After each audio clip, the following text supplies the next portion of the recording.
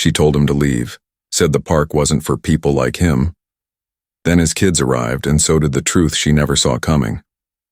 The afternoon sun filtered softly through the canopy of oak and maple trees, casting a dappled pattern on the neatly trimmed grass of Maplewood Park. The breeze was warm but forgiving, rustling through the leaves like a quiet whisper of summer. The laughter of children playing tag rang out from the playground, mixing with the rhythmic squeak of a swing set and the distant bark of a dog chasing after a frisbee. A couple strolled slowly along the walking path, their hands interlocked, heads tilted together as if the world beyond the park didn't exist. In this serene and almost cinematic tranquility, Elijah Bryant pulled into a shaded parking spot just off the main trail.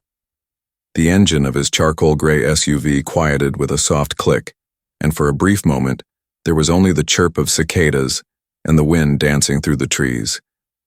Elijah opened the door and stepped out, moving with a quiet, self-assured grace. He was tall, perhaps just over 6 feet, with broad shoulders and a posture that spoke of quiet strength. His skin, a deep and rich brown, seemed to catch the sun like polished bronze. He wore a pale blue polo tucked into clean khaki slacks, the kind of outfit that said he had dressed with care but not to impress.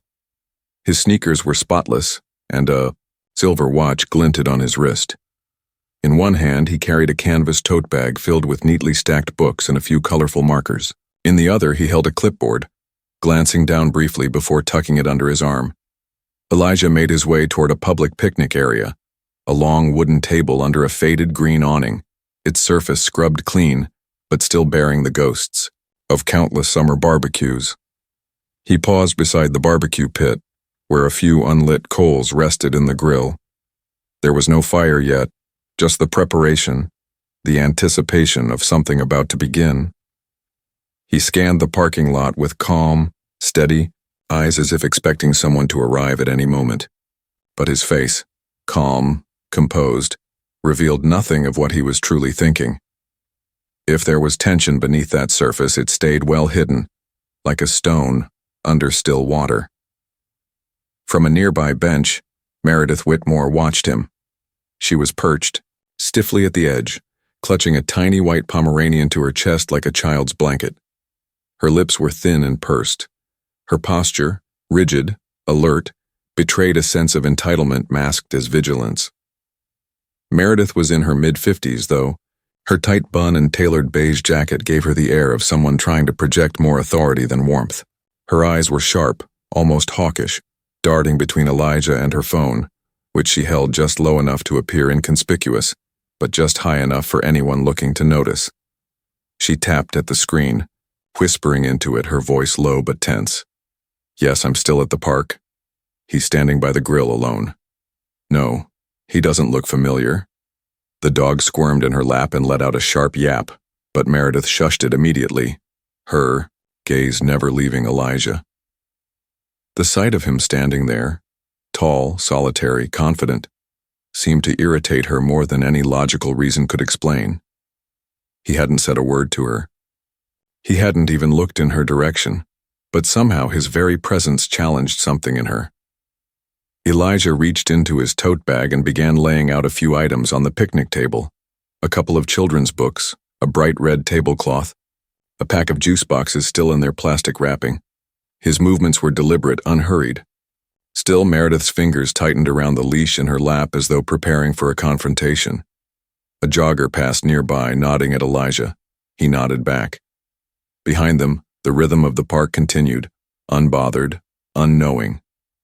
But in that little pocket of space between Meredith and Elijah, the air seemed to thicken. A leaf drifted down from the tree above and landed silently on the picnic table beside Elijah's hand.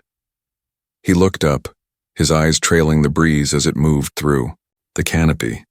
There was a softness in that moment, a man simply existing, simply preparing for something good. And yet in the eyes of Meredith Whitmore it was something else, something suspicious, something out of place. She lifted her phone again. "He's still here." Meredith stood abruptly from the bench, the dog in her arms giving a startled yip. Her heels clicked purposefully against the cobbled path as she made her way toward Elijah, each step infused with the unspoken authority she believed herself to Possess. Elijah was adjusting the corner of the red tablecloth on the picnic table when he heard her approach. He turned calmly, shoulders relaxed, the afternoon sun catching the edges of his profile. "Excuse me, sir," Meredith called out, her tone sharp, polite only on the surface, the suspicion unmistakable beneath. "What exactly are you doing? Here?" There was no greeting, no smile, just a demand wrapped in formality. Elijah straightened and met her gaze with steady eyes. "Just waiting, ma'am. My kids will be here in a moment." His voice was warm, even, not defensive, not confrontational. But Meredith narrowed her eyes, unconvinced. "I've never seen you here before," she pressed. "Are you from around here?" Her eyes scanned the picnic table, then drifted to the tote bag. "We have rules about who can use these facilities. These are for community members." Elijah blinked slowly, the corners of his mouth pulling into something like a tired smile. His expression remained courteous, but there was something behind his eyes, a quiet tension, the kind that didn't come from fear but from familiarity. He'd been here before. Not this park, maybe, but this moment. The challenge, the accusation, the unearned suspicion. "Yes, ma'am," he said, still calm. "I live about 10 minutes from here. My wife and kids are just running a little late." The breeze seemed to pause. Even the trees stood still. Somewhere across the lawn, a child's laugh faltered, and the distant sound of a basketball bouncing stopped, if only for a moment. The sun continued its slow descent, but the space around Elijah and Meredith seemed frozen. Meredith took a step closer, her arms clutching the dog tighter. It whimpered softly, but she paid it no mind. Her voice, once restrained, began to rise. "Well, this area is usually reserved for actual residents of Maplewood. You can't just show up and use our facilities. People plan things here. You can't assume you can just take over whenever you like." "I'm not taking over anything," Elijah replied gently. "I've reserved the space through the community center. There should be a note posted on the board." She didn't look at the board. Instead, her lips curled into a sneer. "You people think you can just do whatever you want. You show up unannounced, claim space that isn't yours, and expect everyone else to just let it happen." There it was. The shift. The mask slipping. Elijah's hands remained at his sides, but his posture straightened. His eyes, though still composed, lost that tired softness. He stood not in defense, but in quiet resilience. "I'm not looking for trouble, ma'am," he said. "I'm here for my family, that's all." But Meredith wasn't listening. She was already pulling out her phone, tapping furiously, her voice rising with each word. "I'm calling the authorities. This doesn't feel right to me. There are children here, families. We don't need people hanging around who don't belong." The dog barked once, startled by the sharpness in her tone. Elijah didn't move. He didn't flinch. But inside, there was a tightening in his chest, not from fear, but from exhaustion, from the weight of always having to prove that he belonged, that he was allowed, that he was safe. The sky above the trees was beginning to turn a deeper shade, of blue, the sun slipping lower behind the hills. The air felt heavier now, not from the heat, but from the tension curling around the edges of the scene. A jogger slowed nearby, watching. A father tying his son's shoes on a nearby bench paused. They heard her words. They saw his stillness. Meredith stepped away slightly, pacing in front of him with the phone to her ear, speaking in a hushed but urgent tone. Her eyes kept darting to Elijah, as if expecting him to suddenly act out, to confirm her narrative, with some act of aggression that never came. Elijah didn't speak again. He simply turned back to the picnic table and adjusted a book that had fallen sideways. The movement was so deliberate, so calm, it was almost defiant, as if to say, "I will not shrink for you. I will not rise to your story." The leaves above trembled. In the breeze, the first sign of movement in what felt like suspended time. And then, from the distance, the soft purr of an approaching vehicle broke the spell. Elijah looked up and allowed himself a quiet sigh. "They're here," he said under his breath. But Meredith didn't hear him. She was still pacing, still talking, still clinging to a version of the story she'd built in her head. The one where she was the protector of the park, the neighborhood, the values she held dear, and yet something was about to shatter, something she hadn't expected. Elijah didn't respond to Meredith's last outburst. He didn't raise his voice. He didn't defend himself or protest her threat to call the authorities. Instead, he exhaled quietly and glanced down at his wristwatch. The second hand ticked smoothly, unfazed by the tension thickening in the air. Then, without shifting his gaze from the parking lot, he said with calm precision, "I think you might want to wait a second before you do that." His tone was still soft, measured, but something in it carried a quiet weight like the low roll of distant thunder just before the rain. Meredith blinked. "Wait," she echoed, incredulous, her voice sharpened like a pin. "Wait for what? Reinforcements?"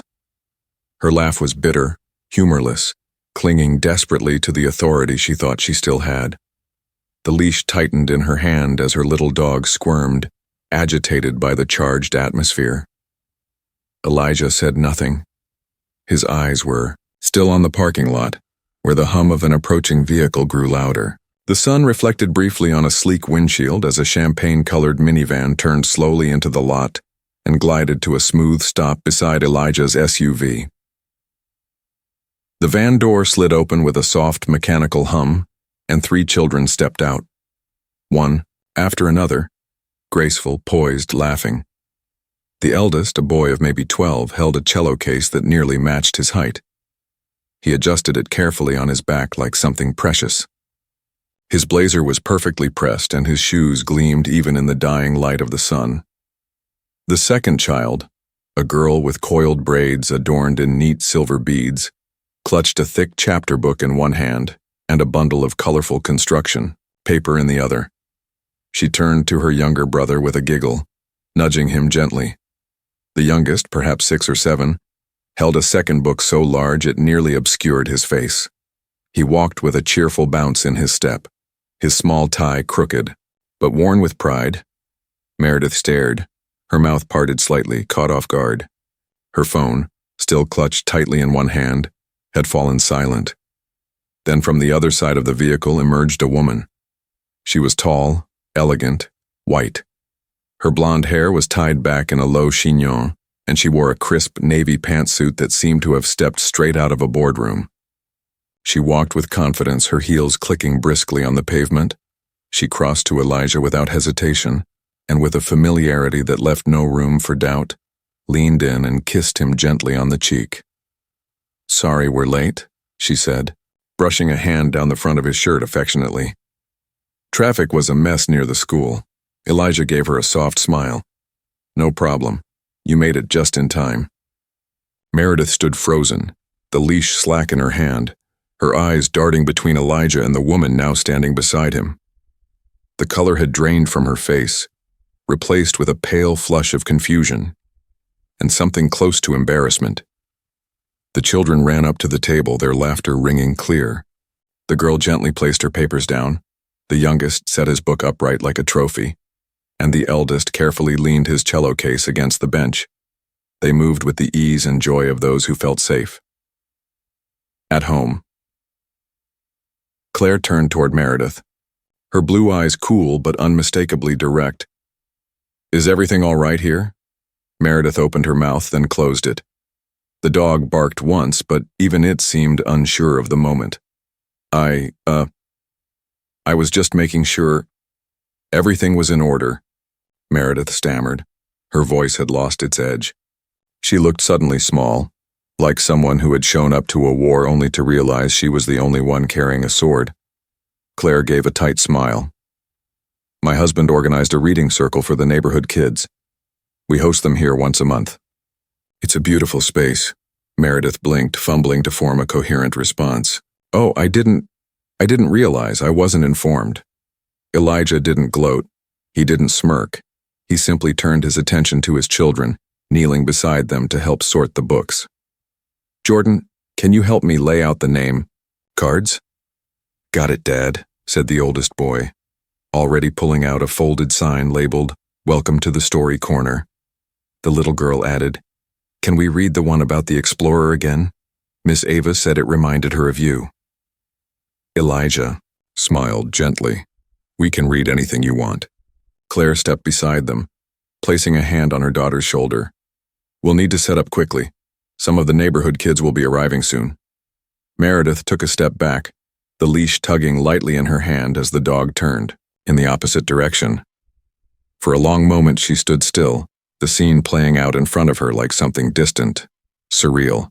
Then without another word she turned and walked away, fast, but not so fast that it didn't resemble retreat. And as she disappeared down the path, the park seemed to exhale. The breeze picked up again, ruffling the pages of an open book on the table. Somewhere in the distance a robin began to sing. Meredith stood rooted to the spot, her mouth slightly open, her phone limp in her hand. She looked as though someone had cut the strings holding her together, and now she swayed lightly in the still air, not knowing what to say or where to look.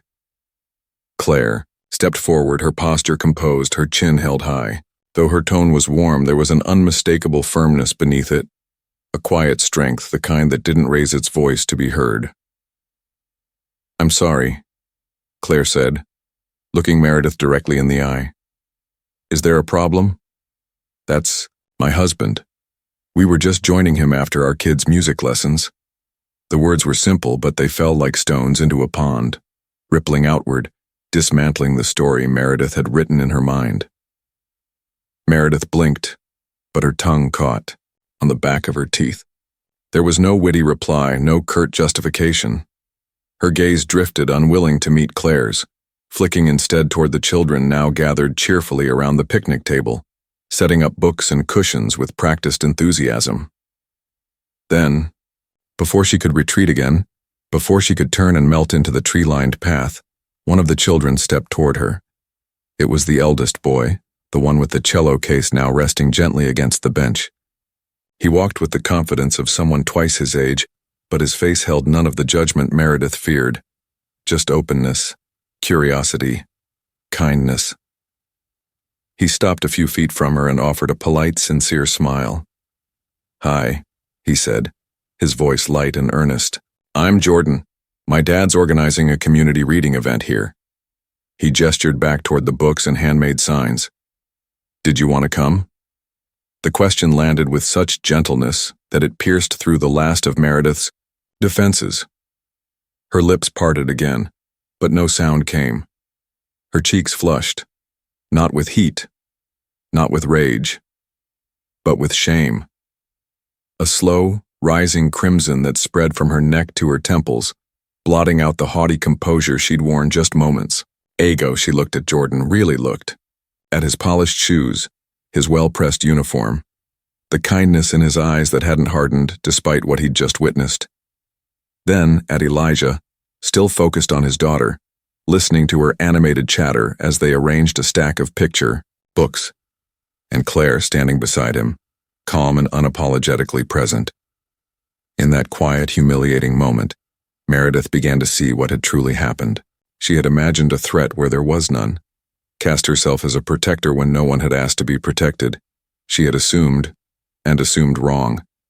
And worse, she had done so loudly, publicly, with venom that now burned in her throat like bile. She finally murmured. Her voice cracked, dry like paper. "I didn't realize." Claire's eyes didn't narrow. She didn't smirk or gloat, but she did raise an eyebrow. Didn't realize what? It was a gentle nudge, but deliberate.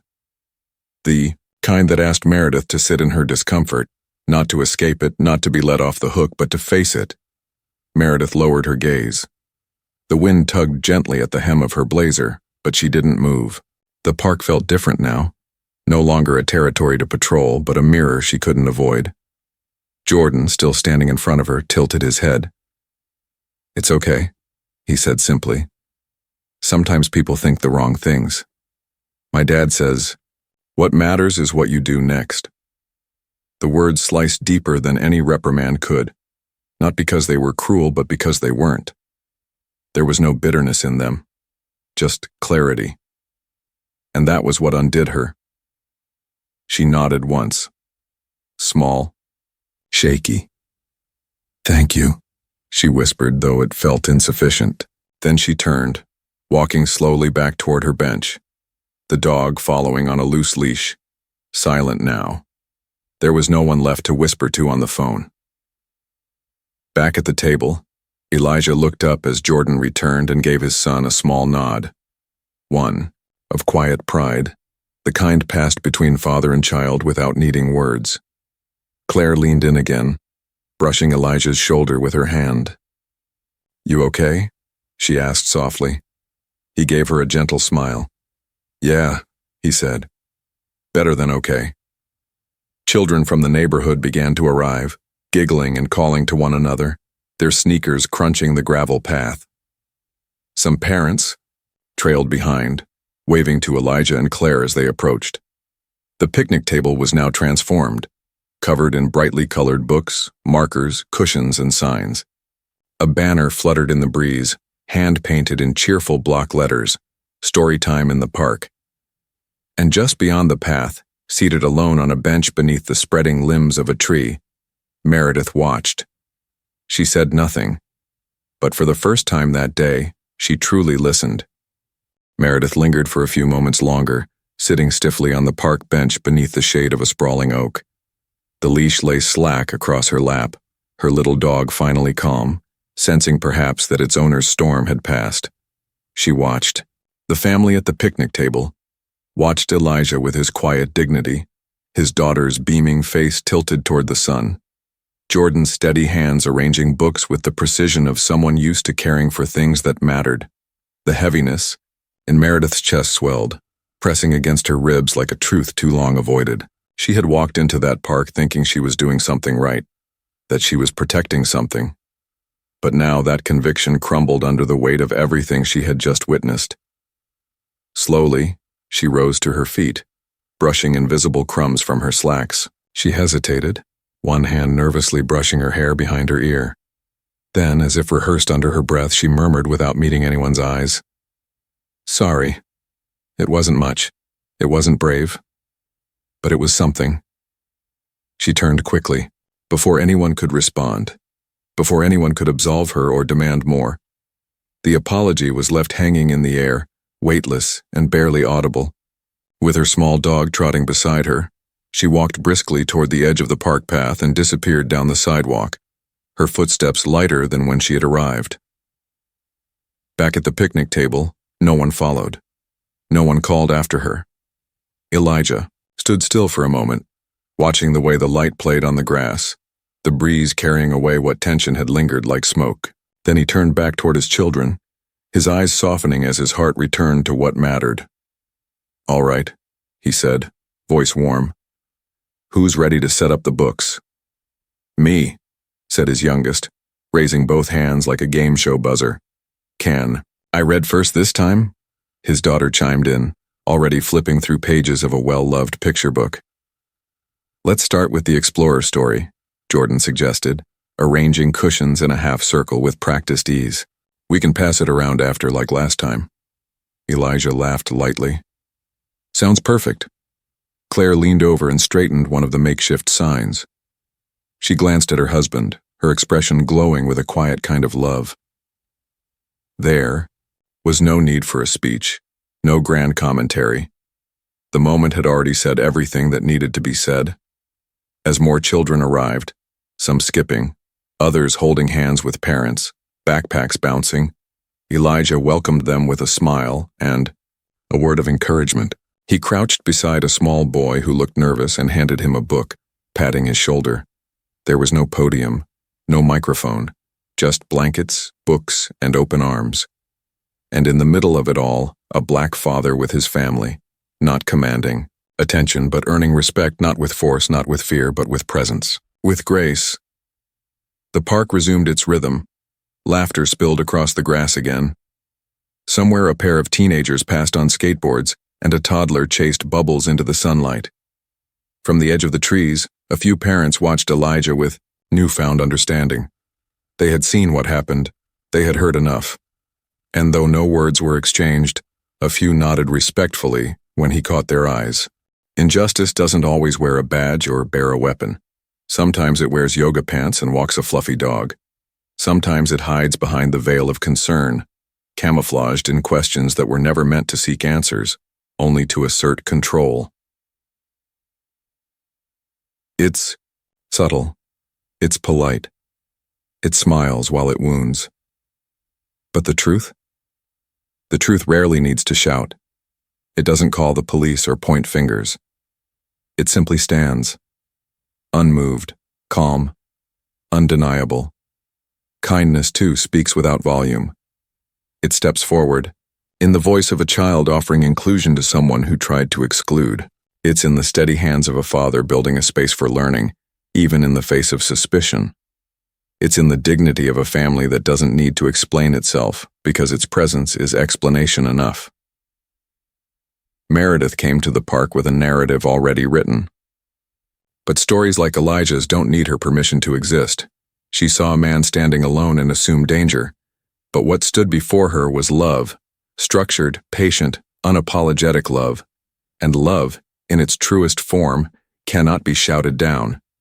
Because the color of one's skin should never define the content of their purpose, nor should it limit the power of their peace, the strength of their compassion, or the depth of their love. And on that warm, sunlit afternoon in a city park, it was not anger that won, it was grace.